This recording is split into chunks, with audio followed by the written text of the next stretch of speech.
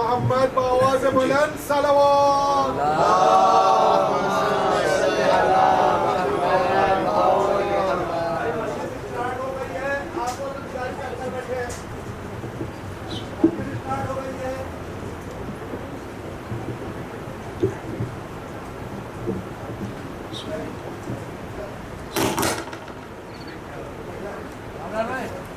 فاتحہ.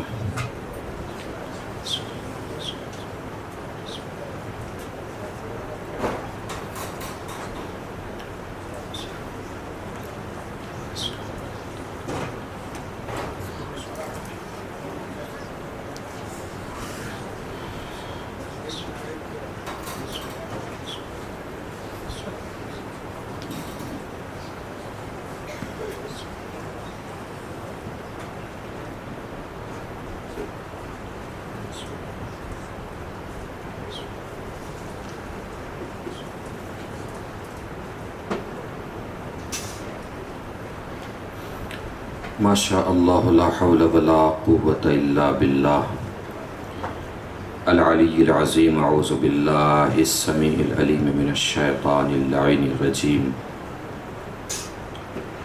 بسم اللہ الرحمن الرحیم. الحمد للہ رب العالمین. الصلاة والسلام علی اشرف الاولین والآخرین خاتم النبیین شفیع المذنبین رحمتا للعالمین الملقب بطٰہٰ و یاسین. مولانا مولا الثقلین سید الکونین امام القبلتین جد الحسن والحسین ابی القاسم محمد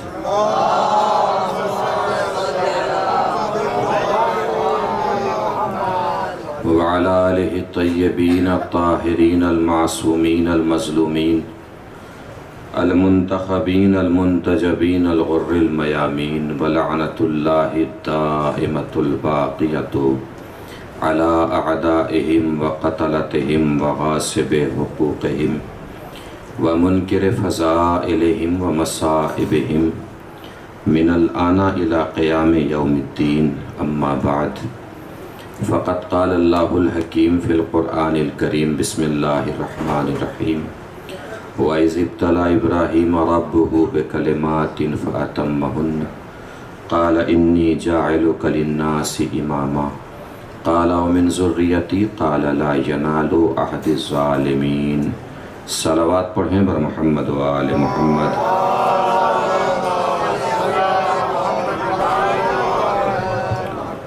مل جل کے ایک اور بار بآواز بلند نعرہ صلوات.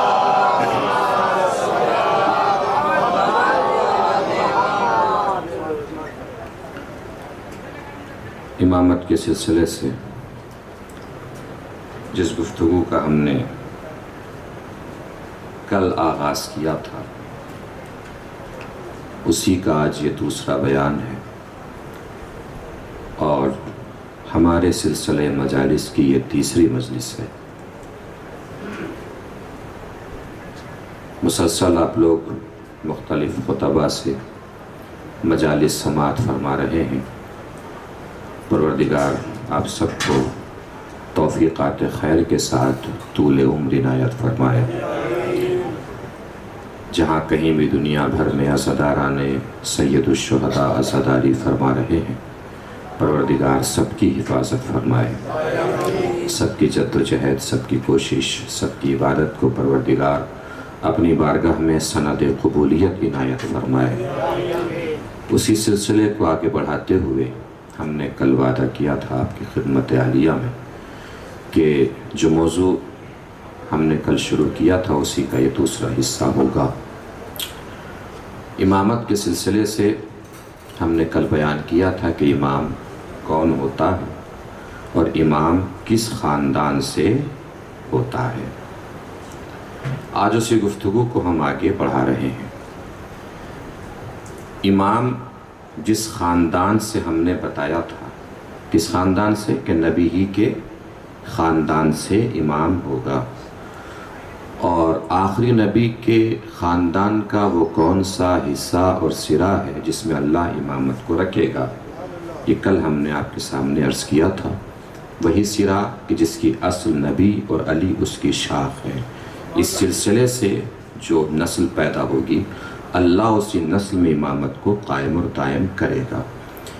اسی نسل میں کس وجہ سے اللہ امامت کو رکھے گا، یہ مجھے آپ کو آج بتانا۔ اس سے پہلے میں اور آپ حضرات تک یہ گزارش پہنچانے کے لیے کہ امام کون ہوگا یہ بھی سمجھنا ہے آج کی گفتگو میں، اور امام کون نہیں ہوگا یہ بھی سمجھنا ہے۔ سکے کے دو پہلو ہیں، امام کون ہوگا یہ سمجھنے کے لیے یہ بھی تو ضروری ہے کہ امام کون کون نہیں ہوگا، کون امام ہوگا کون امام نہیں ہوگا۔ امامت اتنی اہم ہے کہ خود حضور اکرم صلی اللہ علیہ وسلم نے ارشاد فرمایا،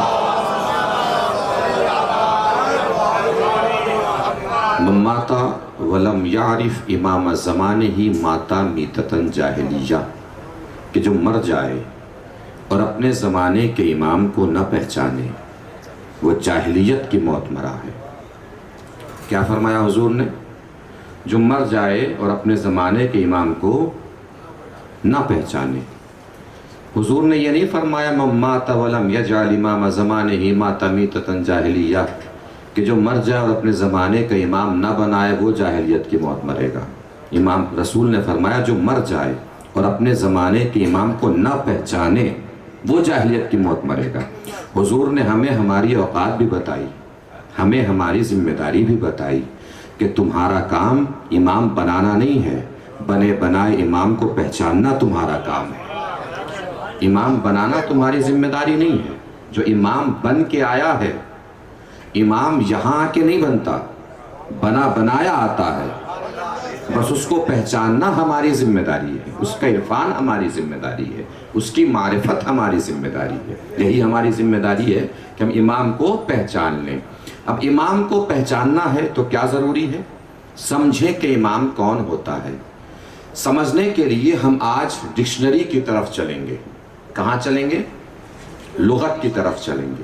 ہم لغت میں دیکھیں گے کہ امام کے معنی کیا ہیں لغت میں، پھر اسی لغت کے معنی کو قرآن کی آیت سے ملائیں گے۔ لغت اور قرآن کی آیت جب ایک ہی معنی سمجھائے گی تو ہم سمجھ لیں گے کہ امام کون ہوگا اور امام کون نہیں ہوگا۔ چلتے ہیں لغت کی طرف، بھرپور توجہ۔ لغت میں امام کے بہت سارے معنی ہیں، 4-5 معنی میں آج بتا دوں گا جتنا وقت رہے گا۔ امام کے پہلے معنی، جس کی اطاعت کی جائے اسے امام کہتے ہیں۔ کسے کہتے ہیں امام؟ جس کی اطاعت کی جائے اسے امام کہا جاتا ہے۔ یہ ہے لغت میں امام کے معنی۔ لغت میں امام کے معنی یاد رہیں گے نا؟ کیا معنی ہے لغت میں امام کے ڈکشنری میں؟ جس کی اطاعت کی جائے وہ امام ہوتا ہے۔ اب قرآن کہتا ہے وَلَا تُطِعِ الْكَافِرِينَ وَالْمُنَافِقِينَ، دیکھو نہ کافر کی اطاعت کرنا نہ منافق کی اطاعت کرنا۔ امام کسے کہا جاتا ہے؟ جس کی اطاعت کی جائے وہ امام ہوتا ہے۔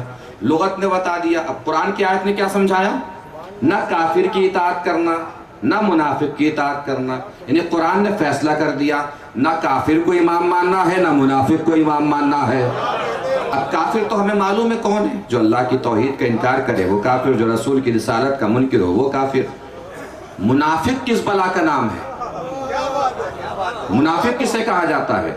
تو منافق کے سلسلے سے قرآن نے پھر آواز دی، بسم اللہ الرحمن الرحیم، وَمَا أَصَابَكُمْ يَوْمَ الْتَقَى الْجَمْعَانِ فَبِإِذْنِ اللَّهِ وَلِيَعْلَمَ الْمُؤْمِنِينَ وَلِيَعْلَمَ الَّذِينَ نَافَقُوا۔ اے رسول، یہ لوگ آپ کے پاس آ رہے ہیں، آ کے پوچھ رہے ہیں یہ جنگ احد کس کے کہنے سے ہوئی، کس کے حکم سے ہوئی، کس کی اجازت سے ہوئی؟ تو انہیں بتا دو کہ جنگ احد ہوئی ہے اللہ کے حکم سے۔ کیوں ہوئی؟ وَلِيَعْلَمَ الْمُؤْمِنِينَ وَلِيَعْلَمَ الَّذِينَ نَافَقُوا، اس لیے کہ اللہ دیکھنا یہ چاہتا تھا کہ اس کے رسول کا ساتھ دے کر مومن کون بنتا ہے، اس کے رسول کا ساتھ چھوڑ کر منافق کون بنتا ہے۔ اللہ جانے جو بول رہے ہیں کیوں بول رہے ہیں، جو چپ ہیں وہ چپ کس وجہ سے ہیں، بات تو قرآن نے ساری بتا دی ہے۔ اللہ دیکھنا یہ چاہتا ہے کہ رسول کا ساتھ دے کر مومن کون بنتا ہے، رسول کا ساتھ چھوڑ کر منافق کون بنتا ہے۔ یعنی قرآن نے فیصلہ بتا دیا ہے کہ جو رسول کا ساتھ دے مومن، جو رسول کا ساتھ چھوڑے منافق۔ قرآن نے کیا کہا؟ منافق کو امام نہ ماننا۔ لغت میں کیا کہا؟ جس کی اطاعت کی جائے وہ امام۔ قرآن نے بتایا منافق کی اطاعت مت کرنا، یعنی منافق کو امام نہ ماننا۔ اور قرآن نے آواز دی جو رسول کا ساتھ چھوڑے وہ منافق، جو رسول کا ساتھ چھوڑے وہ منافق، جو رسول کا ساتھ چھوڑے وہ منافق۔ توجہ ہی نہیں فرمائی آپ نے۔ لغت اور قرآن نے مل کر بتا دیا کہ میدان میں ڈٹنے والا امام ہوگا، میدان سے بھاگنے والا امام نہیں ہوگا۔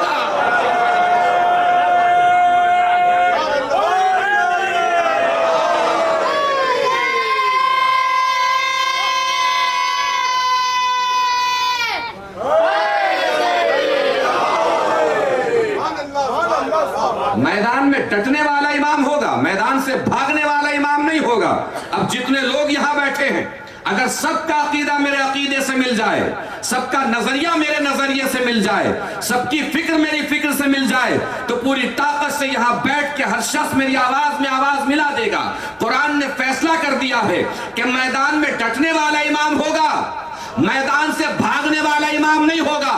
اب زندگی کے کسی بھی راستے پر، عقیدے کے کسی بھی چوراہے پر سینے پہ ہاتھ مار کے دنیا کی نگاہوں میں نگاہیں ڈال کے یہ بتا سکتے ہو کہ قرآن نے کہہ دیا ہے کہ میدان میں ڈٹنے والا امام ہوگا، میدان سے بھاگنے والا امام نہیں ہوگا۔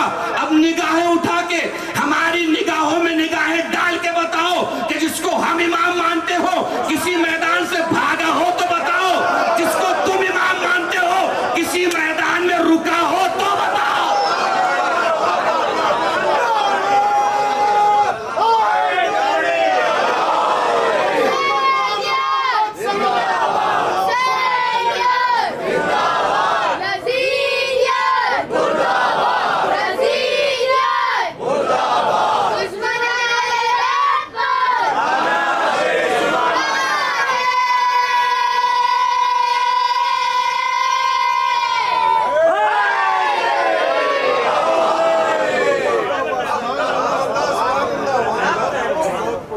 تو امام کے پہلے معنی جس کی اطاعت کی جائے، طے ہو گئی بات۔ امام کے دوسرے معنی معمار کی وہ رسی، لغت میں ڈکشنری میں امام کے دوسرے معنی کیا ہے؟ معمار کی وہ رسی جو دیوار کو ٹیڑھا نہیں ہونے دیتی۔ بلڈنگ بنانے والا جو مستری ہوتا ہے اس کے ہاتھ میں ایک رسی ہوتی ہے، دیکھیے نا، اس رسی سے وہ ناپتا ہے کہ کہیں دیوار ٹیڑھی تو نہیں ہوئی ہے۔ اسی رسی کو لغت میں امام کہتے ہیں۔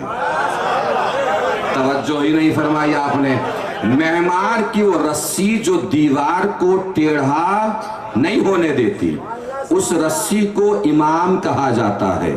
معمار کی وہ رسی جو دیوار کو ٹیڑھا نہیں ہونے دیتی، اس رسی کو امام کہا جاتا ہے۔ اب قرآن کہتا ہے وَيَوْمَئِذٍ يَتَّبِعُونَ الدَّاعِي لَا عِوَجَ لَهُ، قابل مبارکباد ہیں وہ لوگ جو محشر کے میدان میں ایسے امام کے پیچھے آئیں گے جو ٹیڑھا نہیں ہوگا۔ سلامت رہیے۔ لغت نے کیا بتایا؟ معمار کی وہ رسی جو دیوار کو ٹیڑھا نہیں ہونے دیتی اسے امام کہتے ہیں۔ قرآن نے کیا آواز دی؟ قابل مبارکباد ہیں وہ لوگ جو محشر کے میدان میں ایسے امام کے پیچھے آئیں گے جو ٹیڑھا نہیں ہوگا۔ لغت نے بھی بتایا ٹیڑھے کو امام نہیں ماننا۔ جس کی تاریخ پہ جتنی جلدی نظر پہنچ جائے اتنی جلدی مجھے بتا دے۔ لغت نے بھی بتایا ٹیڑھے کو امام نہیں ماننا، قرآن نے بھی بتایا ٹیڑھے کو امام نہیں ماننا۔ ایمانداری سے بتائیے، معمار کی وہ رسی جو دیوار کو ٹیڑھا نہیں ہونے دیتی اسے کیا کہا جاتا ہے؟ امام کہا جاتا ہے۔ ایمانداری سے سوچ کے بتائیے، دوسرے کو ٹیڑھا ہونے سے وہی تو روک سکتا ہے جو خود کبھی ٹیڑھا نہ ہو۔ دوسرے کو ٹیڑھا ہونے سے وہی تو بچا سکتا ہے جو خود کبھی ٹیڑھا نہ ہو۔ لغت نے بھی بتایا کسی ٹیڑھے کو امام نہیں ماننا۔ قرآن کی آیت نے بھی بتایا کسی ٹیڑھے کو امام نہیں ماننا۔ اب اگر کوئی صاحب منبر پر آئیں اور اپنے پہلے ہی خطاب میں گفتگو کریں، اگر میں سیدھا سیدھا چلوں تو ٹھیک ہے، میں ٹیڑھا چلوں تو مجھے سیدھا کر دینا۔ अकीलूनी अकीलूनी, मैं टेढ़ा चलूं तो मुझे, पहला खिताब चल रहा है ये कि भाई मैं तो इस काबिल था ही नहीं, तुमने मुझे बिठा दिया है तो मैं बैठ गया हूं। अब बैठ गया हूं तो सीधा सीधा चलूं तो ठीक है, टेढ़ा चलूं तो मुझे सीधा कर देना। हमारे उस्ताद क़िबला नईमुबाद साहब वो कहा करते थे, जब वो तफसीर का मौजू और सबक पढ़ाया करते थे तो बताया करते थे ये वाक़या, और वाक़े के बाद वो कहा करते थे, इस बेवकूफ़ को इतना भी नहीं पता जो इसे सीधा करेगा उसे इमाम होना चाहिए कि इसे इमाम होना चाहिए। भाई जो इसे सीधा करेगा उसे इमाम होना चाहिए, इसे क्यों इमाम होना चाहिए? पहला खिताब चल रहा है, मैं टेढ़ा चलूं तो सीधा कर देना, सीधा सीधा चलूं तो ठीक है। अब आप देख रहे हैं ना, कोई प्लेन में बैठे 30,000 फीट की ऊंचाई पे पहुंचे, अचानक पायलट की आवाज गूंजे। भाई मुझे प्लेन उड़ाना तो आता नहीं है, अब उड़ा रहा हूं, ठीक ठीक चलूं तो ठीक है, उल्टा सीधा चलने लगूं तो मुझे बता देना। जो पीछे लोग बैठे होंगे उनकी क्या हालत होगी, उनका क्या आलम होगा? इस्तिराब, बेचैनी, बेकरारी। अब समझ में आया आपके अलावा दुनिया के हर मजहब में बेकरारी क्यों है? चूंकि सबके पायलट जहाज टेढ़ा उड़ा रहे हैं। आप बिल्कुल मुतमईन हैं, आप बिल्कुल मोतमद हैं, बिल्कुल इत्मीनान के साथ बैठे हैं, महसूस फरमा रहे हैं। कुरान ने कहा किसी टेढ़े को इमाम न मानना, लुगत ने कहा किसी टेढ़े को इमाम न मानना, और इन साहब ने मिंबर पे आते ही कहा अकीलूनी अकीलूनी, मैं टेढ़ा चलूं तो मुझे सीधा कर देना, मैं टेढ़ा चलूं तो मुझे सीधा कर देना, मैं टेढ़ा चलूं तो मुझे सीधा कर देना। इसका मतलब कुरान और लुगत ने मिलके बता दिया, इमाम वो नहीं होगा जो अकीलूनी अकीलूनी कहे, इमाम वो होगा जो सलूनी सलूनी कहे।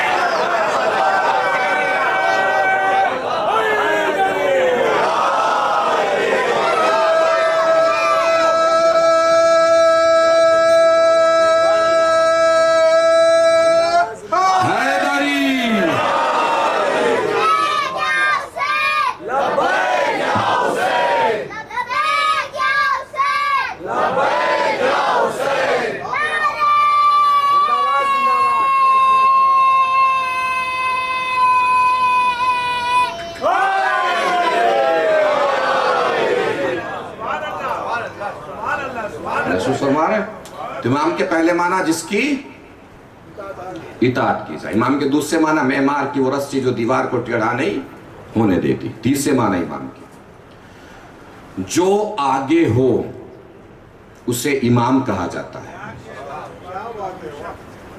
जो आगे हो उसे, जमात में जो आगे खड़ा होता है उसे क्या कहते हैं? इमाम जमाअत। इमाम जमाअत को इमाम जमाअत क्यों कहा जाता है? इसलिए कि वो जमाअत के आगे होता है। इसका मतलब जो जमाअत के आगे हो वो जमाअत का इमाम, जो अंजुमन के आगे हो वो अंजुमन का इमाम, जो कमेटी के आगे हो वो कमेटी का इमाम, जो गांव के आगे हो वो गांव का इमाम, जो शहर के आगे हो वो शहर का इमाम, जो कायनात के आगे हो वो कायनात का इमाम। जो जिसके आगे हो वो उसका इमाम होता है।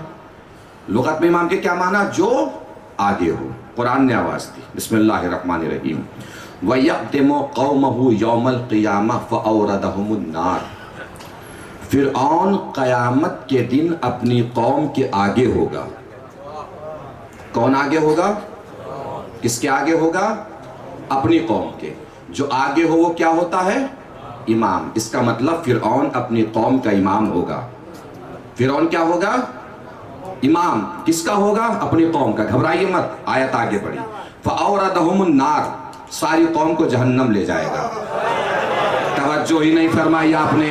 इसका मतलब हर इमाम जन्नत नहीं ले जाता, हर امام جنت نہیں لے جاتا، بہت سے امام جہنم بھی لے جاتے ہیں۔ ہر امام جنت نہیں لے جاتا، بہت سے امام جہنم بھی لے جاتے ہیں۔ اب آپ کے درمیان پڑھ رہا ہوں، پتہ لگنا چاہیے، مرضی تیری، چاہے جسے امام مان، مگر امام کسی کو ماننے سے پہلے یہ بھی چیک کر لے کہ جس کو امام مان رہا ہے اس کا اپنا بھی جنت میں جانا کنفرم ہے کہ نہیں۔ جس کو امام مان رہے ہو اس کا اپنا بھی جنت میں جانا کنفرم ہے کہ نہیں۔ پتہ ذرا تم نے کسی کو مان لیا امام، وہ چلا گیا جہنم میں، تو تم کہاں جاؤ گے؟ جہاں امام جائے گا وہیں قوم جائے گی۔ کہاں جاؤ گے؟ جہنم میں۔ اور پوری زندگی نماز پڑھتے رہے کہ جنت مل جائے، روزہ رکھتے رہے کہ جنت مل جائے، حج کرتے رہے کہ جنت مل جائے، زکاتیں دیتے رہے کہ جنت مل جائے، خیرات دیتے رہے کہ جنت مل جائے، بے کسوں پہ رحم کرتے رہے کہ جنت مل جائے، یتیموں کے پالنہار بنے رہے کہ جنت مل جائے، جنت مل جائے، جنت مل جائے، جنت مل جائے، جنت مل جائے۔ جب جانا ہی جنت ہے تو عقل کیا گھاس چرنے گئی ہے؟ جو ایرے غیرے کو امام مان، سیدھا سیدھا جوانان جنت کے سردار کو امام مان۔ جب جانا ہی جنت ہے تو آپ اس گھاس چرنے گئی ہے کہ جو کسی ایرے غیروں کو امام مانو، سیدھا سیدھا اسے امام مانو نا جو جوانان جنت کے سردار ہیں۔ تو امام کون ہوگا؟ جو آگے ہو۔ امام کون ہوگا؟ جو آگے ہو۔ جو آگے ہوتا ہے اس کو امام کہا جاتا ہے۔ اب جماعت کے آگے کون ہے؟ جماعت کا امام۔ آپ پڑھ رہے امام کے پیچھے نماز، آپ کو کرنا ہے سجدہ، امام سے پہلے چلے جاؤ گے سجدے میں؟ امام سے پہلے چلے جاؤ گے رکوع میں؟ کیا کریں گے؟ پہلے امام سجدے میں جائے گا پھر آپ سجدے میں جائیں گے۔ اس کا مطلب جو آگے ہو وہ امام ہوتا ہے، اور جو اشاروں پہ چلتے ہیں وہ پیچھے ہوتے ہیں۔ توجہ دیجئے گا عزیزو، جو اشاروں پر چلتے ہیں وہ پیچھے ہوتے ہیں، یعنی جو پیچھے ہوتا ہے وہ اشاروں پر چلتا ہے۔ اب دنیا میں دکھاؤ مجھے کوئی ایسا شخص انگلی کا اشارہ ہو سورج پلٹ کے آ جائے، انگلی کا اشارہ ہو تارا دروازے پہ اتر جائے، نہ ملے تو میرے پاس آؤ، میں بتاتا ہوں۔ ہمارے پاس ایک شخص ہے، اشارہ کرتا ہے سورج پلٹ آتا ہے، اشارہ کرتا ہے چاند کے ٹکڑے ہوتے ہیں، اشارہ کرتا ہے تارا دروازے پہ آتا ہے، اشارہ کرتا ہے کوثر کا پانی موجیں مارنے لگتا ہے، اشارہ کرتا ہے محشر میں سایہ پھیل جاتا ہے، اشارہ کرتا ہے مردہ زندہ ہو جاتا ہے، اشارہ کرتا ہے زمین چکر لگانے لگتی ہے، اشارہ کرتا ہے آسمان کا شامیانہ ٹنگ جاتا ہے۔ اس کا مطلب جو اشارے پہ چلتے ہیں وہ پیچھے ہوتے ہیں، جس کا اشارہ ہوتا ہے وہ آگے ہوتا ہے۔ خود ہی نتیجہ نکال لو، علی آگے ہے، سورج پیچھے ہے، علی آگے ہے، چاند پیچھے ہے، علی آگے ہے، تارے پیچھے ہیں، علی آگے ہے، جنت پیچھے ہے، علی آگے ہے، محشر پیچھے ہے، علی آگے ہے، کوثر پیچھے ہے، علی آگے ہے، خلد پیچھے ہے، علی آگے ہے، عدن پیچھے ہے، علی آگے ہے، آفتاب پیچھے ہے، علی آگے ہے، مہتاب پیچھے ہے، علی آگے ہے، فلک پیچھے ہے، علی آگے ہے، ملک پیچھے ہے۔ کوئی آپ سے کہے کہ یہ سب پیچھے کیوں ہے، علی آگے کیوں ہے، تو پلٹ کے کہہ دیجئے گا یہ سب پیچھے یوں ہے، علی آگے یوں ہے کہ یہ سب کائنات ہے، علی مولا کائنات۔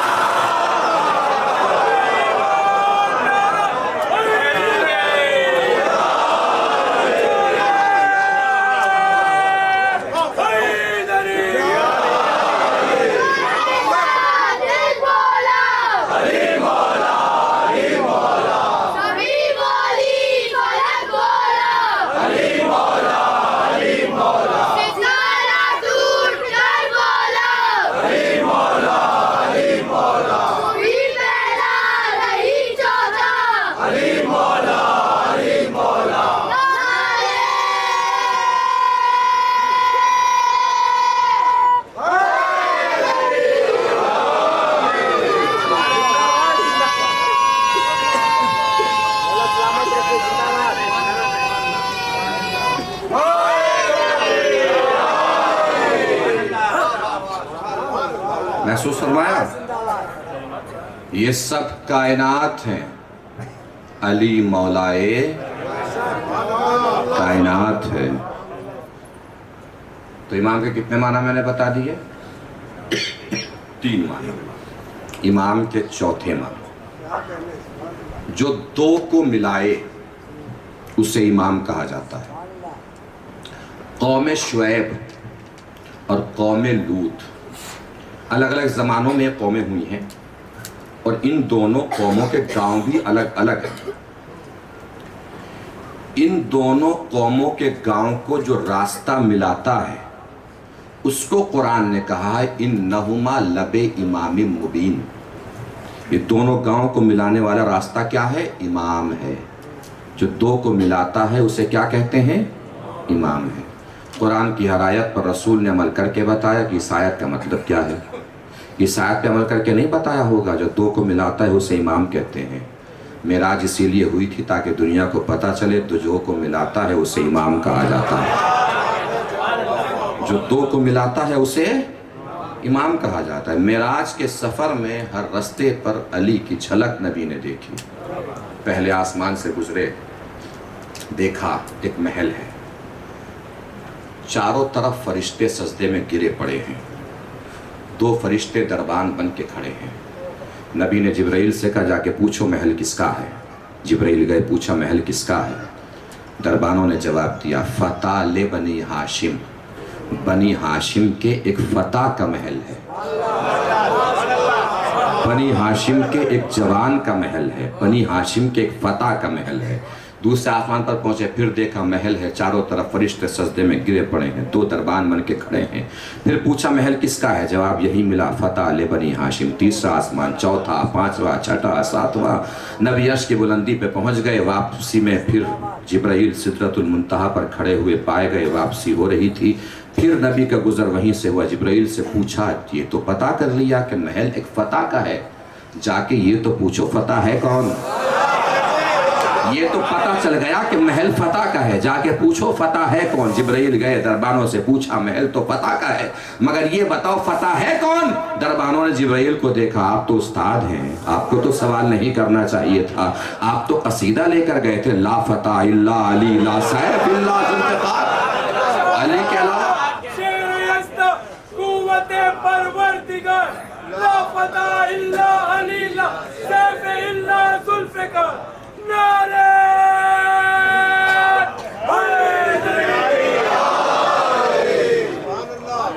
اب محسوس کیجئے گا دوسرا جملہ اگر دل کی دھڑکنوں سے ٹکرائے۔ جبرائیل نے پوچھا محل کس کا ہے، فتح لے بنی ہاشم، فتح کون ہے؟ کہ قصیدہ تو آپ ہی لے گئے تھے، لا فتح الا علی لا سیف الا ذوالفقار۔ جبرائیل کو پتہ چل گیا محل علی کا ہے۔ پھر پوچھا محل علی کا ہے تو فرشتے چاروں طرف سجدے میں کیوں گرے پڑے ہیں؟ دربانوں نے جواب دیا اس لیے گرے پڑے ہیں کہ اللہ کا قاعدہ یہی ہے کہ اللہ جو گھر علی کو دیتا ہے سب کے سر ادھر ہی جھکوا دیتا ہے۔ ایک صلوات پڑھیں مل جل کے بر محمد و آل محمد۔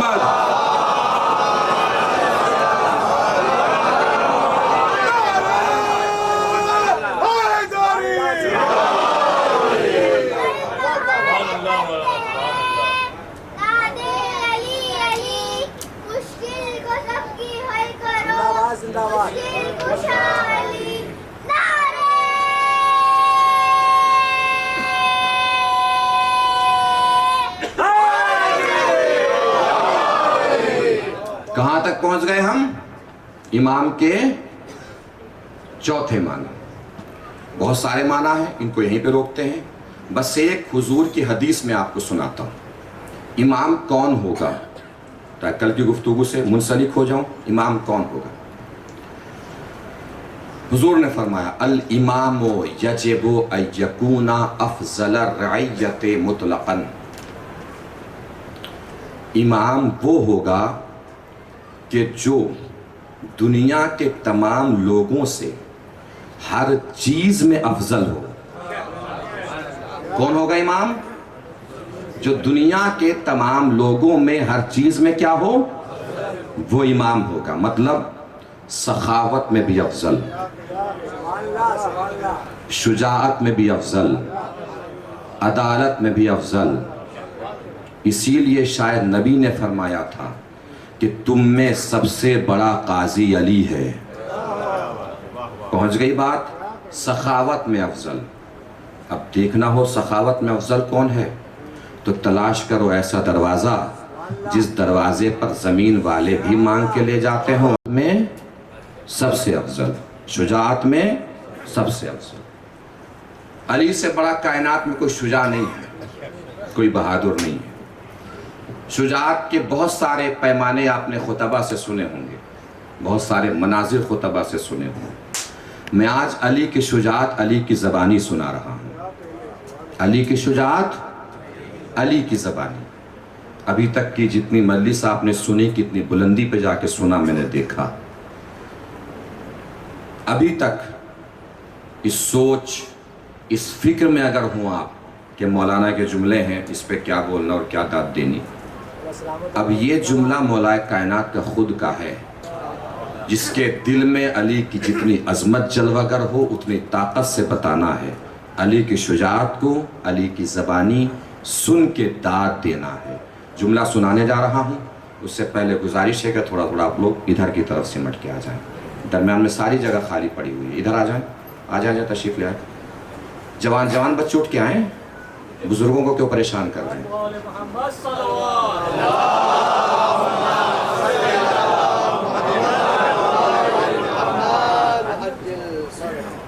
سلامت رہی۔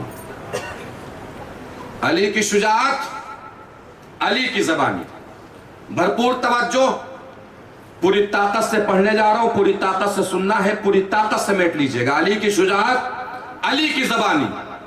شب ہجرت چادر سر کی، سارے کافر سرک لیے، انتظار کسی اور کا تھا، ظہور کسی اور کا ہو گیا۔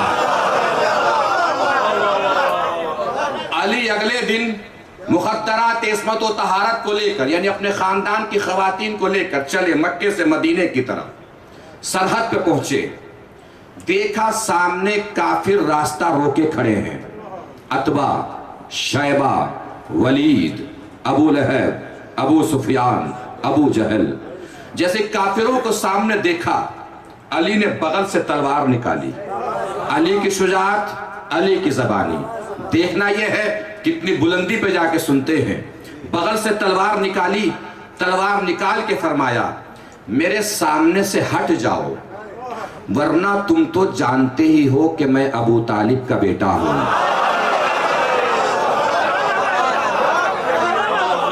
ورنہ تم تو جانتے ہی ہو کہ میں ابو طالب کا بیٹا ہوں۔ ایک جملہ ہو گیا، دیکھا میں نے کتنی بلندی پہ جا کے سنا۔ اب دوسرا جملہ، جملہ نہیں ہے، کیفیت ہے، سچویشن ہے، منظر ہے۔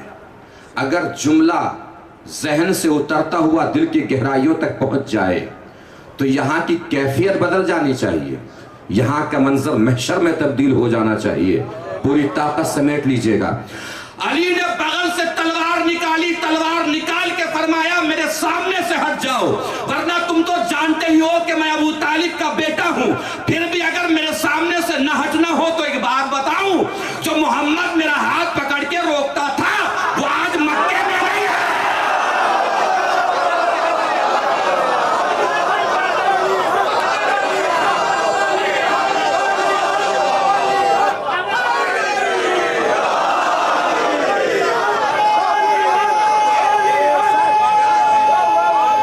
مل کے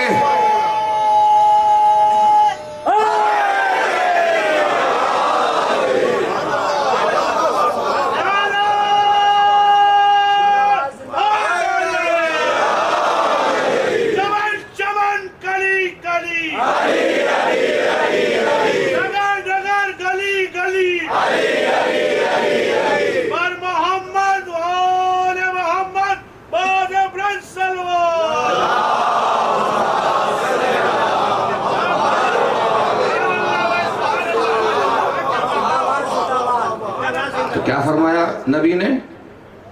سب سے افضل جو ہو وہی امام ہوگا۔ اور ظاہر سی بات ہے جب سب سے افضل کو امام ہونا ہے تو اسی خاندان سے ہوگا جو خاندان سب سے بڑا ہو، جو خاندان سب سے اونچا ہو، جو خاندان سب سے افضل ہو، جو خاندان سب سے عظیم ہو۔ اب کل کی گفتگو سے جو کل موجود تھے ان کے ذہن میں ہوگی، کل کی گفتگو سے ہم منسلک ہو گئے۔ کیا بتا رہے تھے ہم کل؟ امام کس خاندان سے ہونا ہے؟ نبی کے خاندان سے۔ آخری نبی کے خاندان سے امام ہونا ہے، ٹھیک ہے؟ اب نبی کا خاندان تو پورا بنی ہاشم ہے، بنی ہاشم میں جو بھی کھڑے ہو کے کہہ دے گا میں امام ہوں تو ہم مان لیں گے؟ خاندان بنی ہاشم یعنی خاندان رسالت کا وہ کون سا سرا ہے کہ جس میں اللہ امامت کو رکھے گا؟ کیا بتایا تھا ہم نے؟ کون سا سرا ہے وہ؟ جس کی اصل نبی ہے، جس کی شاخ علی ہے، ان دونوں سے مل کے جو سلسلہ بڑھے گا اسی میں امامت کو رہنا ہے۔ اب مسئلہ یہ ہے کہ اسی خاندان میں اللہ نے امامت کو کیوں رکھا؟ کل کی بات سے ہم متصل ہو گئے۔ بہت توجہ دینی ہے، بہت عظیم گفتگو کرنے جا رہا ہوں۔ اسی خاندان میں اللہ نے امامت کو کیوں رکھا ہے اور کیسے رکھا ہے؟ کیوں اور کیسے؟ بات مکمل ہو جائے گی تو مجلس تمام ہو جائے گی۔ کیوں رکھا ہے اور کیوں رکھا ہے اور کیسے رکھا ہے؟ کیوں رکھا ہے پہلے سمجھ لیجیے۔ اس خاندان کے دو عظیم صاحبان ہیں۔ ایک صاحبان کو ابو طالب کہتے ہیں، ایک صاحبان کو خدیجہ کہتے ہیں۔ کون ابو طالب؟ محسن اسلام ابو طالب، محسن رسالت ابو طالب، محسن نبوت ابو طالب۔ وہ ابو طالب جن کے بارے میں تاریخ بتاتی ہے کہ حضور کا نام محمد ابو طالب نے رکھا۔ حضور کو پالا ابو طالب نے، اور صرف پالا ہی نہیں، حضور کا نکاح بھی ابو طالب نے پڑھا۔ نکاح ہی نہیں، تاریخ بتاتی ہے کہ حضور کی ولادت بھی ابو طالب کے گھر میں ہوئی۔ یہ کون حضور ہے؟ حبیب خدا، محبوب خدا، وہ خدا جس نے قرآن میں کہا حل جزاء الاحسان الا الاحسان، احسان کا بدلہ احسان کے سوا کچھ نہیں ہے۔ ہو سکتا ہے آواز کبریائی ہو، اے ابو طالب تم میرے رسول پر احسان کر رہے ہو اپنی اوقات سے، ہم بدلہ دیں گے اپنی حیثیت سے۔ تو اے ابو طالب طے ہوا کہ میرا رسول تیرے گھر میں پیدا ہوا، تیرا بیٹا میرے گھر میں پیدا ہوگا۔ اے ابو طالب طے ہوا کہ میرے رسول کا نام آپ نے محمد رکھا، آپ کے بیٹے کا نام ہم علی رکھیں گے۔ اے ابو طالب طے ہوا کہ میرے حبیب کو آپ نے پالا، آپ کے بیٹے کو میرا حبیب پالے گا۔ اے ابو طالب طے ہوا کہ میرے حبیب کا نکاح آپ نے فرش پر پڑھا، آپ کے بیٹے کا نکاح ہم عرش کی بلندی پر پڑھیں گے۔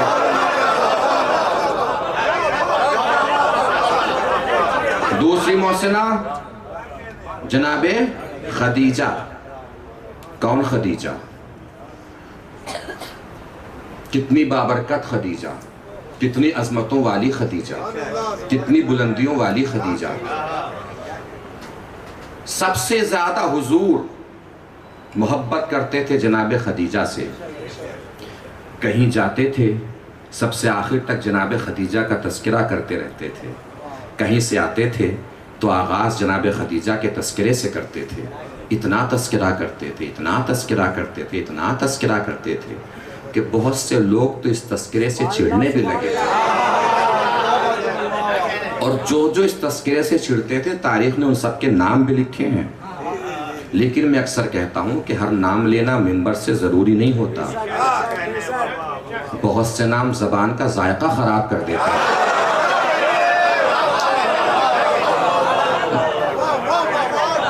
چڑھ کے ایک دن بول بیٹھے، یا رسول اللہ یہ آپ کو کیا ہو جاتا ہے؟ ہر وقت خدیجہ کا تذکرہ کرتے رہتے ہیں، حالانکہ خدیجہ سے بہتر خواتین بھی آپ کو ملی۔ روایت بتاتی ہے کہ حضور کے سر کے بال غصے کی وجہ سے کانپنے لگے۔ حضور نے فرمایا لا واللہ، نہیں، قسم خدا کی نہیں، مجھے خدیجہ سے بہتر کوئی عورت ملی ہی نہیں۔ اس لیے کہ جب ساری دنیا کافر تھی خدیجہ مجھ پہ ایمان لائی، جب ساری دنیا مجھے جھٹلا رہی تھی خدیجہ نے میری تصدیق فرمائی۔ کس کا تذکرہ ہو رہا ہے؟ جناب خدیجہ کا۔ جناب خدیجہ کا تذکرہ ہمیشہ یہ سوچ کے سننا چاہیے کہ تذکرہ صرف آپ ہی کے ہاں ہوتا ہے، کہیں اور نہیں ہوتا۔ اس تذکرے کو کم سے کم یہاں تو تشنا نہیں رہنا چاہیے۔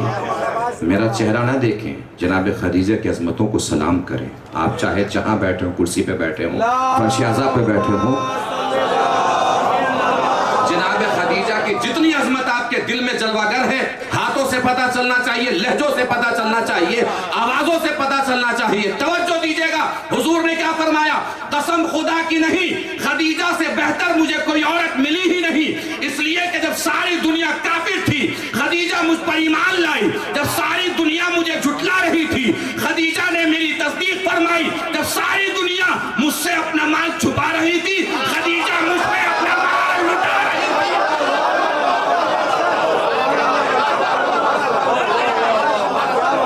جب ساری دنیا مجھے تانے ابتر دے رہی تھی، اللہ نے خدیجہ کے ذریعے مجھے نسل کوثر عطا فرمائی. یہ جناب خدیجہ کتنی بلند و بالا ہے، جناب خدیجہ کتنی عظمتوں والی ہے، جناب خدیجہ کتنے مرتبے والی ہے، جناب خدیجہ اتنے مرتبے والی ہے جناب خدیجہ کہ جناب خدیجہ کو لینے کے لیے رسول کو چل کے جانا پڑا ہے. جس کی تاریخ پر جتنی جلدی نظر پہنچ جائے اتنی جلدی مجھے بتا دے. بھرپور توجہ سمیٹ لیجئے گا جو عرض کرنے جا رہا ہوں. خدیجہ کو لینے گئے ہیں رسول. علامہ سید محمد امروی صاحب بہت بڑے خطیب گزرے اور بڑے حاضر جواب خطیب تھے. ان سے کسی نے پوچھ لیا، سرکار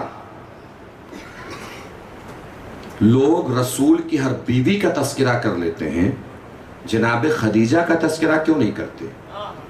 انہوں نے پلٹ کے فرمایا، اس لیے نہیں کرتے کہ بتانا پڑے گا بارات کس کے گھر سے گئی تھی.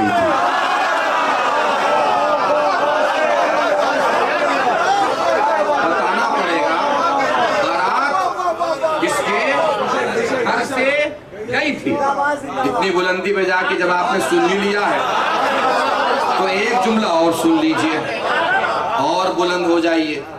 ان سے کسی نے پوچھ لیا، سرکار رسول کی بیویاں کتنی تھیں؟ انہوں نے کہا، بھئی مجھے تو نہیں پتا، میں نے تو بس ایک ہی کا ولیمہ کھایا ہے.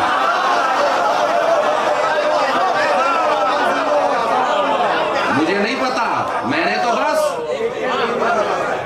تاریخی حقیقت ہے، مجھے نہیں پتا، میں نے تو بس ایک ہی کا ولیمہ کھایا ہے. سمجھے آپ؟ بارات لے کر گئے ہیں رسول، سر پہ صحرا سجا کے گئے ہیں رسول. نہیں دل کیا خدیجہ کی عظمتوں کو سلام کرنے کا؟ یہ کون رسول ہے؟ علم اول، خلق اول، خلق اول، نفس اول، بشر اول، حبیب اول، سر پہ صحرا سجا کر بارات لے کر خدیجہ کے دروازے پر خدیجہ کو لینے گیا ہے. جو رسول کبھی آیت لینے نہیں گیا، سورہ لینے نہیں گیا، قرآن لینے نہیں گیا، وہ خدیجہ کے دروازے پر خدیجہ کو لینے گیا ہے. بھئی اور بیویاں اور ہیں، خدیجہ اور ہے، اور بیویاں رسول کے گھر بھیجی گئی تھی، خدیجہ دلہن بنا کر لائی گئی.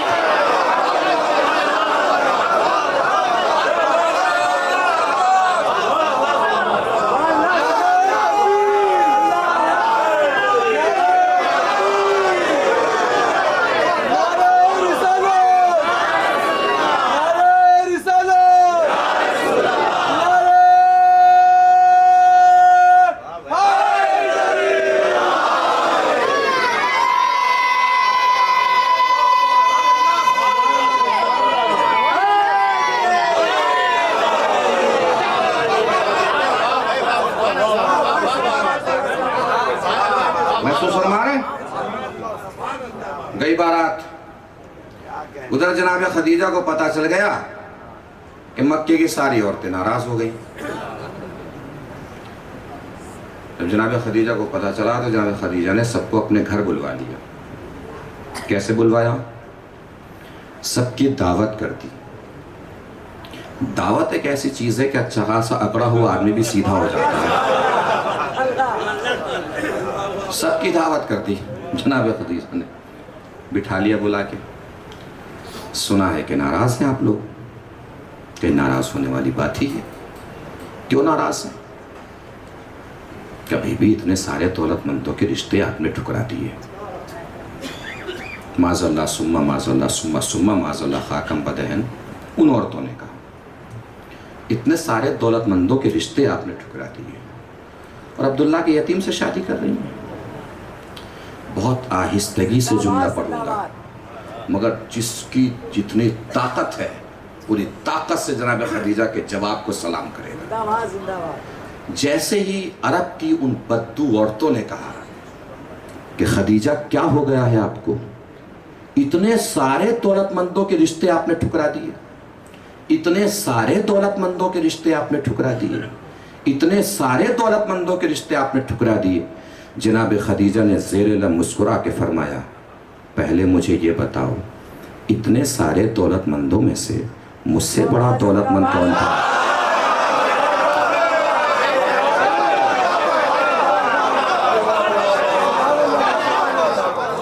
اتنے سارے دولت مندوں میں سے مجھ سے بڑا دولت مند کون تھا؟ پھر مجھے یہ بتاؤ جس سے میں شادی کر رہی ہوں اس سے بڑا صادق کون ہے، اس سے بڑا امین کون ہے، اس سے بڑا صاحب کردار کون ہے؟ جب معاملات ٹھیک ہونے والے تھے کہ خالہ اماں بھڑک گئی. مردوں میں ایک چچا میاں ایسے ہوتے ہیں جو معاملات ٹھیک ہوتے ہی بھڑکتے ہیں اور عورتوں میں خالہ اماں ایسی ہوتی ہیں تو معاملات ٹھیک ہونے والے ہوتے ہیں تبھی بھڑک جاتی ہیں. ہمیشہ فتنوں کو دبانے کی کوشش کرنی چاہیے، فتنوں کو بڑھانے کی کوشش نہیں کرنی چاہیے. ہمیشہ معاملات کو ٹھیک کرنے میں آپ کا نام ہونا چاہیے، معاملات کو بگاڑنے والوں میں آپ کا نام نہیں ہونا چاہیے. ہمیشہ یاد رکھیے. انہوں نے بھڑک کے کہا خدیجہ آپ کو کیا ہو گیا، کس سے شادی کر رہی ہیں؟ ارے میں نے آپ کے باپ کا زمانہ دیکھا ہے، آپ کے باپ کے سر کا تاج آسمان سے ملتا تھا. زندہ باد زندہ باد. عربی میں محاورہ بولا جاتا ہے جب کسی کو بڑا ہوتے ہوئے دیکھتے ہیں تو ہمارے یہاں بھی بولا جاتا ہے نا زیادہ ہی ہواؤں میں اڑ رہا ہے، بولا جاتا ہے نا. عربی میں کہا جاتا ہے محاورے میں جس کا اردو ترجمہ یہ ہے کہ اس کے سر کا تاج آسمان سے مل رہا ہے. کیا کہا جاتا ہے؟ اس کے سر کا تاج آسمان سے مل رہا ہے. پوری طاقت سمیٹ لیجئے گا. اب یہ جملہ نہیں ہے، جناب خدیجہ کا یقین ہے.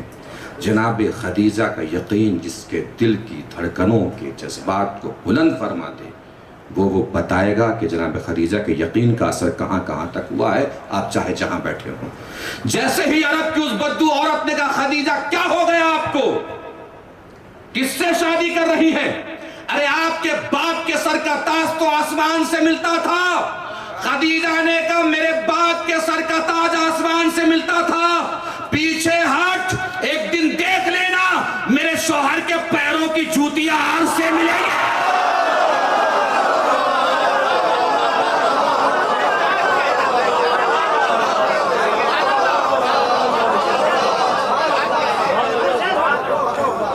مسند بچھی، زندہ باد زندہ باد. نکاح کا آغاز ہوا. کس نے پڑھا نکاح؟ سبحان اللہ. پہنچ گئی بات جہاں سے شروع ہوا تھا.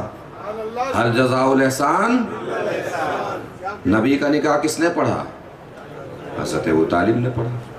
نکاح آپ کو پڑھوانا ہو مولوی دیوبند سے لے کے آئیے گا، کسی اپنے مذہب کے ہی مولوی سے پڑھوائیے گا نا. اس کا مطلب نکاح وہ پڑھتا ہے جس کا تعلق اپنے مذہب سے ہو. اپنے مذہب والا نکاح پڑھتا ہے. اللہ آپ سب کی زندگیوں کو آباد رکھے، عنایت فرمائے. خدا نہ خواستہ خدا نہ خواستہ خدا نہ خواستہ اعلان ہو جائے کہ کسی صاحب میں انتقال ہو گیا. انتقال ایک ایسی چیز ہے کہ بلا تفریق مذہب و ملت لوگ شامل ہونے کے لیے آتے ہیں. یہ نہیں دیکھتے مرنے والے کا مذہب کیا ہے، سب لوگ آ جاتے ہیں شرکت. آتے ہیں کہ نہیں آتے؟ یہاں تک آپ نے دیکھا ہوگا، آگے بھی دیکھا ہو تو تائید فرمائیے گا، نہ دیکھا ہو تو آئندہ توجہ فرمانے کی کوشش ضرور فرمائیے گا. دوسرے مذہب والا آ تو جاتا ہے مگر اس سے پہلے کہ جنازے کی کارروائیاں شروع ہوں وہ وہاں سے ہٹ جاتا ہے، چونکہ اسے پتہ ہوتا ہے کہ مرنے والے کا میرے مذہب سے کوئی تعلق نہیں ہے. اس کا غسل الگ طریقے سے ہوگا، نماز الگ طریقے سے پڑھائی جائے گی، تلقین الگ طریقے سے ہوگی، دفن الگ طریقے سے ہوگا، مٹی الگ طریقے سے ڈالی جائے گی. نہیں توجہ فرمائی؟ اپنے مذہب والا نکاح پڑھتا ہے، اپنے مذہب والا نکاح پڑھتا ہے، اپنے مذہب والا نکاح پڑھتا ہے، جو اپنے مذہب کا نہیں ہوتا جنازہ چھوڑ کے چلا جاتا ہے۔ اللہ جانے کون پہنچا کون رہ گیا، میں نے تو ساری بات تمام کر دی۔ اپنے مذہب والا نکاح پڑھتا ہے، جو اپنے مذہب کا نہیں ہوتا جنازہ چھوڑ کے چلا جاتا ہے۔ 1400 سال سے کانوں میں سیٹی بجا رہے ہو، کافر کون، مسلمان کون، کافر کون، مسلمان کون، کافر کون، مسلمان کون، مرضی تمہاری، چاہے جسے کافر کہو چاہے جسے مسلمان کہو، مگر کسی کو کافر یا مسلمان کہنے سے پہلے اتنا ضرور دیکھ لینا رسول کا نکاح کس نے پڑھا ہے، رسول کا جنازہ چھوڑ کے کون کون بھاگا۔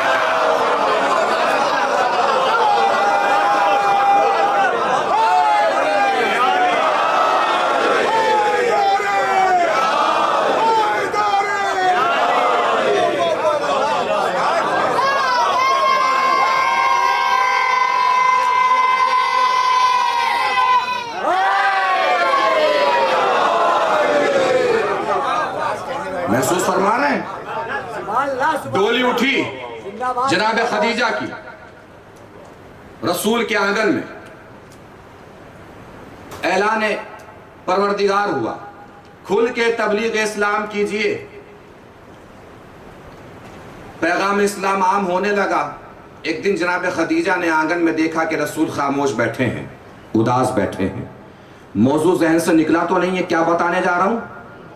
امامت اسی خاندان میں کیوں رکھی ہے اور کیسے رکھی ہے، بس نتیجہ آنے جا رہا ہے۔ پوری مجلس نہیں، پوری ہسٹری سمیٹ کے آپ کو ایک جملے میں دے رہا ہوں۔ واقعی ہسٹری سمٹی ہوئی نظر آئے تو پوری طاقت سمیٹ لیجئے گا۔ جناب خدیجہ نے پوچھا کیوں اداس ہیں؟ کہ مکے میں قحط پڑ رہا ہے، کچھ میسر نہیں آیا تو لوگ بھوک کے مارے مر جائیں گے۔ جناب خدیجہ نے فرمایا گھبرانے کی کیا ضرورت ہے، میری دولت کس دن کام آئے گی۔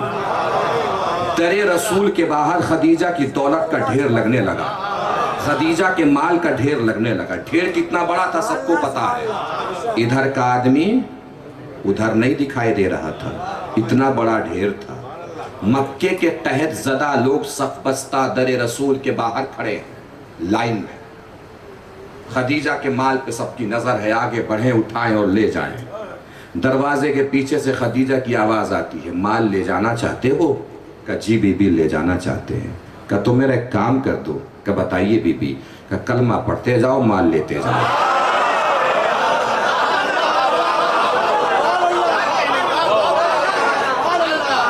کلمہ پڑھتے جاؤ مال لیتے جاؤ، کلمہ پڑھتے جاؤ۔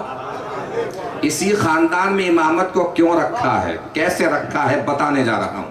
کلمہ پڑھتے جاؤ مال لیتے جاؤ۔ اس خاندان کے دو عظیم صاحبان ہیں، ایک صاحبان کو ابو طالب کہتے ہیں، ایک صاحبان کو خدیجہ کہتے ہیں۔ دونوں میں بس اتنا فرق ہے، خدیجہ کلمہ پڑھواتی رہی، ابو طالب کلمہ بچاتے رہے۔ خدیجہ کلمہ پڑھواتی رہی، ابو طالب کلمہ بچاتے رہے۔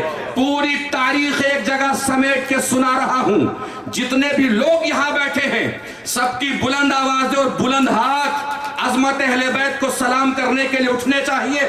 پوری طاقت سمیٹ لیجئے گا، پوری تاریخ کو سمیٹ کے پوری طاقت سمیٹ کے پڑھنے جا رہا ہوں۔ اس کا مطلب اسلام پر احسان ابو طالب کا بھی بہت ہے، اسلام پر احسان خدیجہ کا بھی بہت ہے۔ آواز کبریا آئی ہوگی، اے میرے حبیب آپ کے اوپر ختم ہونا ہے نبوت کو، تمام ہونا ہے رسالت کو، آپ کو میرے پاس آنا ہے واپس، آپ کے بعد چلنا ہے سلسلہ امامت۔ توجہ، آپ کے بعد چلنا ہے سلسلہ امامت۔ اسلام پر احسان خدیجہ کا بھی بہت ہے، اسلام پر احسان ابو طالب کا بھی بہت ہے۔ سلسلہ امامت یا نسل خدیجہ میں رہنا ہے یا نسل ابو طالب میں رہنا ہے، مگر مسئلہ یہ ہے کہ اگر سلسلہ امامت نسل ابو طالب میں رکھوں تو خدیجہ کے احسان کا بدلہ کیسے دوں؟ پوری تاریخ سمیٹتا ہوں، ایک جملے میں بات تمام ہو رہی ہے۔ اگر سلسلہ امامت نسل ابو طالب میں رکھوں تو خدیجہ کے احسان کا بدلہ کیسے دوں؟ اگر سلسلہ امامت نسل خدیجہ میں رکھوں تو ابو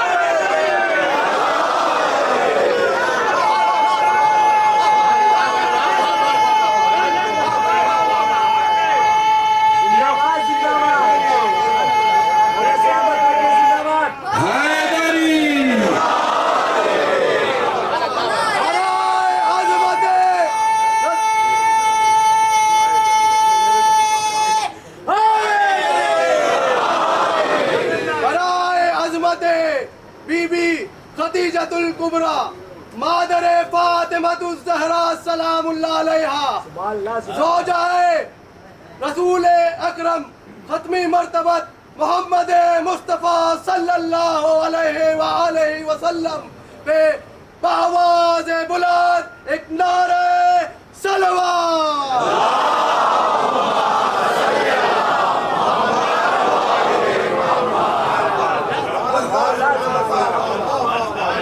دونوں کو ملا کے خدیجہ کی بیٹی لے کر ابو طالب کا بیٹا لے کر دونوں کو ملا دیتے ہیں، پھر اس سے جو نسل چلتی ہے اس میں سلسلہ امامت کو قائم و دائم کر دیتے ہیں تاکہ کچھ احسان ابو طالب کا بدلہ بھی اتر سکے، کچھ احسان خدیجہ کا بدلہ بھی اتر سکے۔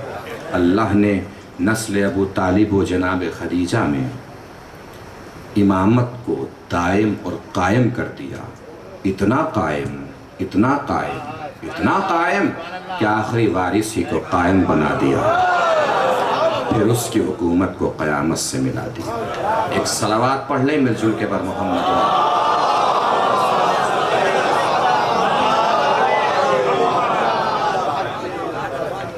اور اسلام کی حفاظت میں یہی خاندان تھا، نسل ابو طالب جناب خدیجہ کی بیٹی کی نسل جو حفاظت اسلام میں لگی رہی، بڑا ہو بچہ ہو جوان ہو، خدیجہ کی آغوش کی تربیت اور ابو طالب کے خون کی تربیت نے اسلام کی ہر جگہ حفاظت فرمائی۔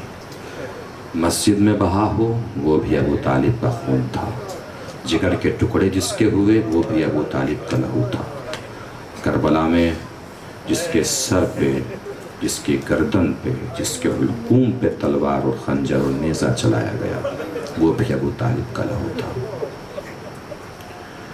مدینے میں جس کی پسلیاں ٹوٹیں وہ بھی خدیجہ کی بیٹی تھی، راہ کوفہ و شام میں جس کی پسلیاں ٹوٹیں وہ بھی خدیجہ کی بیٹی تھی۔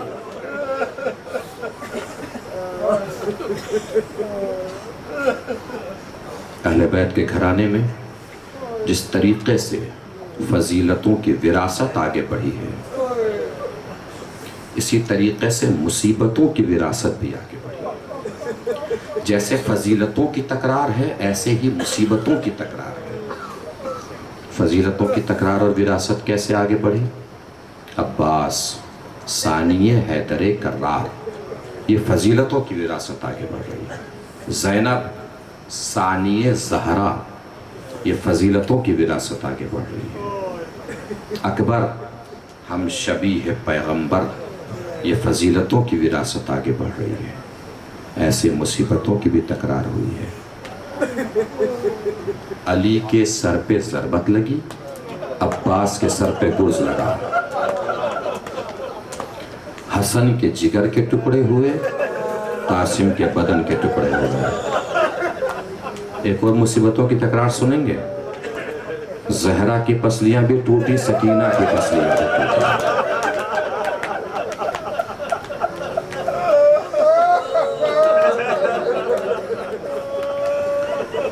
شہزادی فاطمہ کی پسلیاں کیسے ٹوٹی جانتے ہیں نا؟ شیخ عباس قمی علیہ الرحمہ نے پورا منظرنامہ بیان کیا ہے کتاب بیت الاحزان میں۔ شہزادی فاطمہ کی پسلیاں کیسے ٹوٹی؟ لگا کے کھڑی ہیں۔ شیخ عباس قمی علیہ الرحمہ نے پورا منظرنامہ بیان کیا، پسلیاں کیسے ٹوٹی، ایسے ہاتھ لگا کے کھڑی ہے شہزادی فاطمہ۔ وہ کہتے ہیں کہ اوپر کا دروازے کا حصہ جل کے گرا تو شہزادی کے ہاتھ نمودار ہو گئے۔ آدھا دروازہ تو جل چکا تھا، شہزادی نے پھر بھی ہمت نہیں ہاری، ہاتھ لگائے رکھا۔ وہ کہتے ہیں ظالم کا تازیانہ چلا، تازیانہ شہزادی کے ہاتھ پہ پڑا، پھر بھی شہزادی نے اپنے ہاتھ نہیں ہٹایا۔ اب وہ آگے لکھتے ہیں کہ ایک ظالم کے ناپاک پیر اٹھے اور اس نے دروازے پہ اپنا پیر دے مارا، شہزادی دروازے کے نیچے آ گئی، دروازہ ٹوٹ کے گر گیا۔ اب دروازہ दरवाजा तो गिर गया, जहां से दरवाजा गिरता है वहां चौखट होती है, चौखट भी अगर गिर जाए तो चौखट की बची हुई जगह होती है। शेख अब्बास कुम्मी अलैहिर्रहमा लिखते हैं कि शहजादी ने फिर भी हिम्मत नहीं हारी। दरवाजा जब गिरा तो शहजादी उठी जल्दी से और अपने दोनों हाथों को चौखट के ऊपर ऐसे लगा लिया कि मेरे होते हुए मैं तुम्हें अली तक नहीं जाने दूंगी। अब उन्होंने जो सितम लिखा है वो सितम सुनिए। मसाइब अगर सख्त हो जाए तो मुझे माफ कीजिएगा, मगर बस मंजर समझ जाइएगा, मैं ज्यादा खुल के बयान नहीं कर सकता।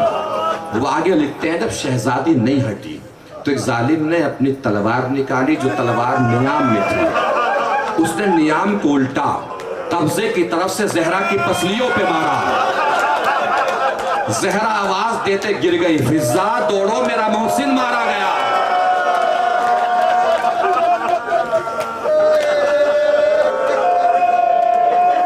हाय रे दादी और पोती की किस्मत कितनी मिलती है। दरवाजा गिरने की वजह से फातिमा की पसलियां टूटी, प्यास की गर्मी की वजह से सकीना की पसलियां टूट गई। इमाम सज्जाद, मैंने शायद बयान किया है, नहीं बयान किया, याद नहीं है मुझे। इमाम सज्जाद वुजू का पानी भी देखते थे तो रोने लगते थे। मौलाए तो वुजू का पानी इसे देखकर क्यों रो रहे हैं कि बस इतना ही पानी होगा जो मेरी बहन सकीना ने करबला से शाम तक पिया होगा। मौला सकीना को पानी मिलता नहीं था, का मिलता था, फिर सकीना करती क्या थी? मेरे हाथों में हथकड़ियां, पैरों में बेड़ियां, गले में खारदार था। सकीना को पानी मिलता था, मेरे पास आती थी। लोहे की गर्मी धूप की शिद्दत की वजह से इतनी बढ़ जाती थी कि लोहा गोश्त को काट के हड्डियों में गलने लगता था। सकीना को जब पानी मिलता था, सकीना मेरे पास आती थी, बैठती थी, उस पानी को कभी मेरे हाथों की हथकड़ियों पे डालती थी, कभी पैरों की बेड़ियों पे, कभी गले के तौक पे। भैया सकीना प्यासी रहेगी मगर आपको मुसीबत में नहीं देख सकती। प्यास की गर्मी की वजह से सकीना की पसलियां टूट गई थी। जिंदान के दरवाजे पर बैठी है सकीना। भैया ये परिंदे कहां जा रहे हैं? अपने अपने घरों को जा रहे हैं। भैया हम अपने घर कब जाएंगे? इमाम सज्जाद का सर झुका, सकीना समझ गई, फौरन खड़ी हो गई, हाथ जोड़े, भैया आज के बाद घर जाने की बात नहीं बोलूंगी। सर न झुकाई, आज के बाद घर जाने की बात नहीं बोलूंगी। वैसे भी भैया मुझे पता है मैं घर जा नहीं पाऊंगी। भैया बस एक गुजारिश है, जब मैं मर जाऊं ना तो मुझे किसी ठंडी जगह दफन कर दीजिएगा। जनाब ज़ैनब आगे बढ़ी, जल्दी से सकीना को आगोश में उठाया, बोसा लिया। बेटा सकीना, जवान भाइयों से छोटी बहनें ऐसी वसीयत नहीं करती, मगर तुमने कहा क्यों है मुझे ठंडी जगह दफन कर दीजिएगा? जनाब सकीना ने फरमाया, फूफी अम्मा ऐसा लग रहा है प्यास की गर्मी मेरे अंदर मेरी पसलियों को तोड़ रही है। पूछा, भैया ये बताओ जब प्यास की गर्मी बढ़ती है तो क्या होता है, आखिरी मंजिल क्या होती है? इमाम सज्जाद फरमाते, बेटा जब प्यास अपनी आखिरी मंजिल पर होती है तो बदन का गोश्त हड्डियां छोड़ने लगता है। का भैया पता कैसे चलता है? का पता ऐसे चलता है कि उसकी पसलियां टूटने लगती हैं। का भैया पसलियों के टूटने का कैसे पता चलता है? कि जब वो चलता है ना प्यासा तो उसके कानों में उसकी पसलियां टूटने की आवाज आती है। जनाब सकीना हाथ जोड़ के खड़ी हो गई, भैया कुछ दिनों से जब मैं चलती हूँ ना तो मेरी पसलियां टूटने की आवाज मेरे कानों में आती है। भैया जब मैं मर जाऊं ना तो मुझे किसी ठंडी जगह दफन कर दीजिएगा। इमाम सज्जाद ने दफन किया, मगर हाय रे कैसे दफन किया? हाथों में हथकड़ियां, पैरों में बेड़ियां, गले में तो कब्र में सकीना को लिटा के फरमाया, बाबा आपकी अमानत ऐसे वापस नहीं कर पाया जैसे अमानत को वापस करना था। बाबा पसलियां टूट गई हैं, रुखसारों पर तमाचों के निशान है, रुखसारों का रंग बदल गया है। बाबा सकीना आपके हवाले। अला लानतुल्लाहि अलल कौमिज़ ज़ालिमीन, सयअलमुल लज़ीना ज़लमू अय्या मुनक़लबिन यनक़लिबून, इन्ना लिल्लाहि व इन्ना इलैहि राजिऊन, रिज़म बिक़ज़ाइहि व तस्लीमन लिअम्रिहि। मातम हुसैन।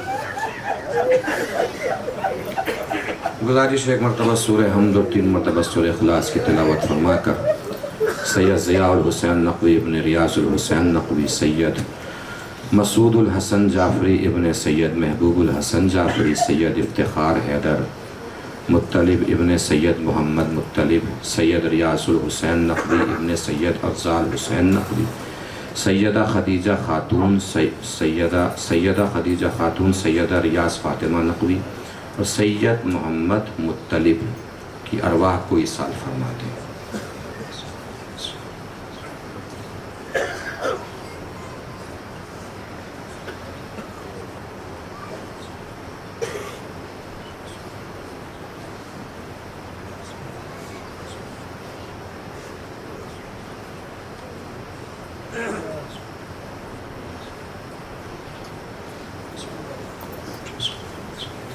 ماتم حسین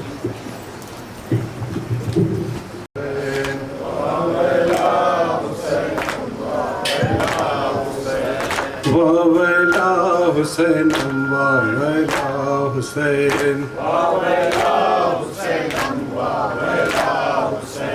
وَوَلَا حُسَيْنًا وَوَلَا حُسَيْنًا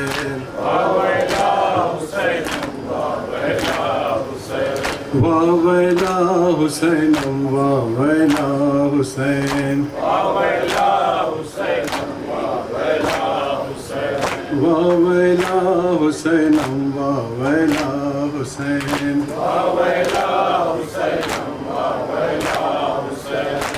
ایک بہت ہی پرانا نوحہ پڑھنے جا رہا ہوں، آپ سب ہر مصرے کا جواب دیجیے گا، ساتھ دیجیے گا۔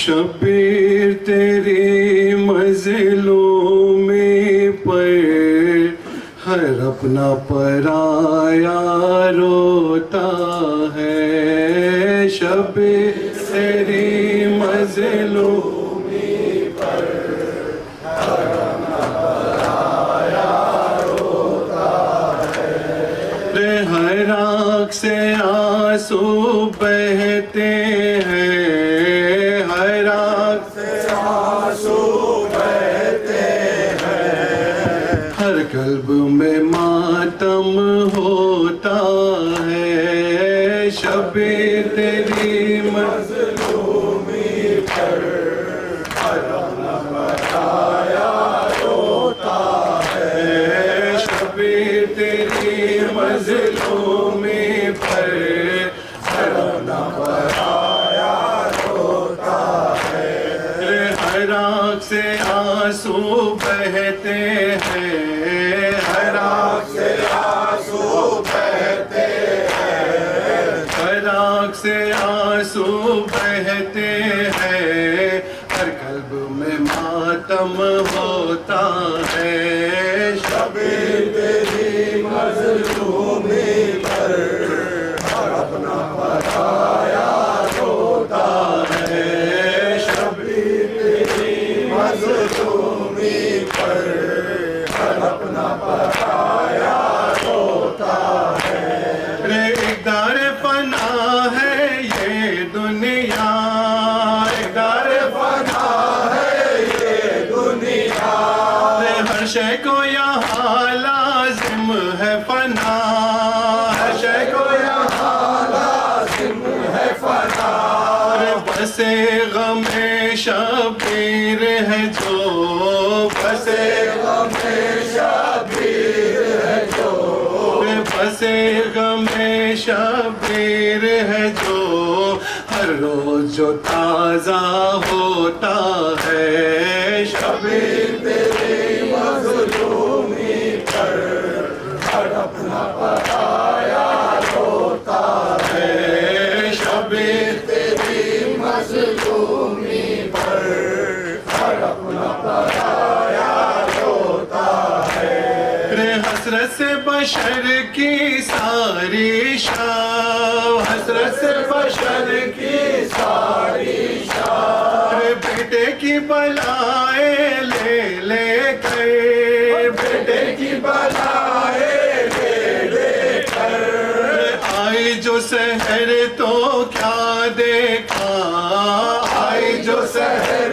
تو کیا دیکھا، آئی جو سحر شہر تو کیا دیکھا، لیلا کا مقدر سوتا ہے، شبیر تیری مظلومی پر اپنا پرایا روتا ہے، شبیر تیری مظلومی پر اپنا پرایا روتا ہے، جیتا نہ رہا ہو جس کا پسر، جیتا نہ رہا ہو جس کا پسر، پوچھے کوئی اس ماں سے جا کر، پوچھے کوئی اس ماں سے جا کر، جو کوک اجڑ جائے کوئی، جو کوک اجڑ جائے کوئی، جو کوک اجڑ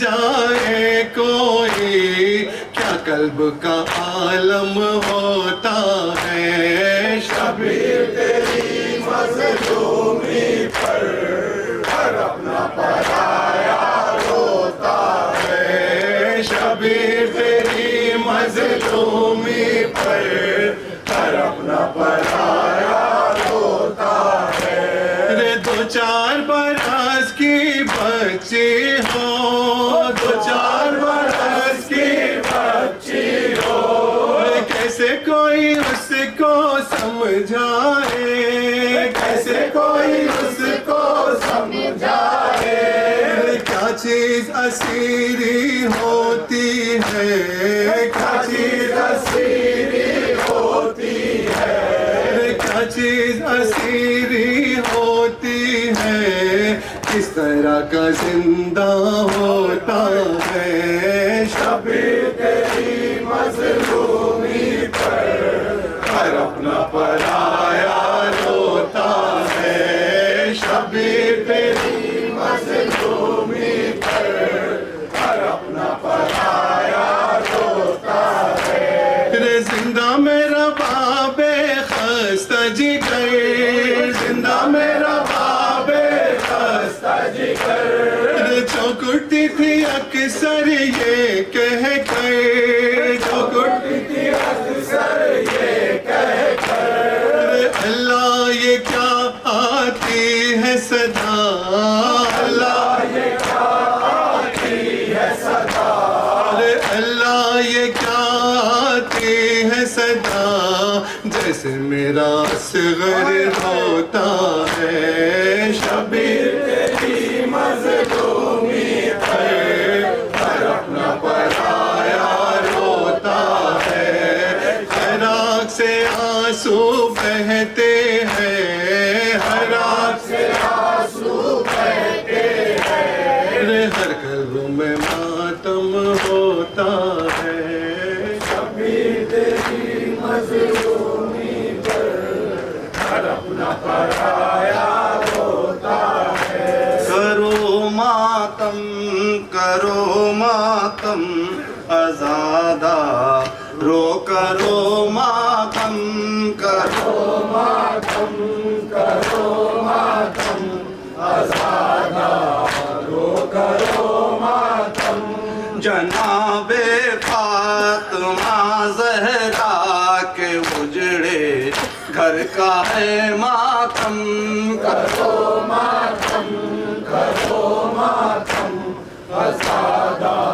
رو کرو ماتم، بنی ہاشم کے 18 ماہ انور کا ہے ماتم، کرو ماتم کرو ماتم آزادہ رو کرو ماتم، شہ بے کس کے ششماہ علی اصغر کا ہے ماتم، کرو ماتم کرو ماتم آزادہ رو کرو ماتم، جہاں میں مومنوں فرزند پیغمبر کا ہے ماتم، کرو ماتم کرو ماتم آزادہ رو کرو ماتم، جو گزری شام کے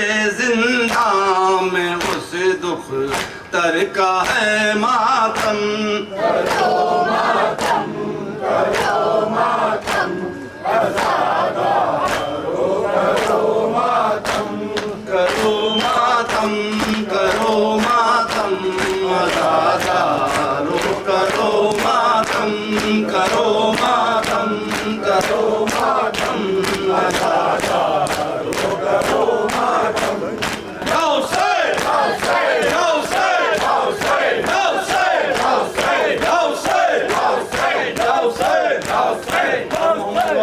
محمد صلوات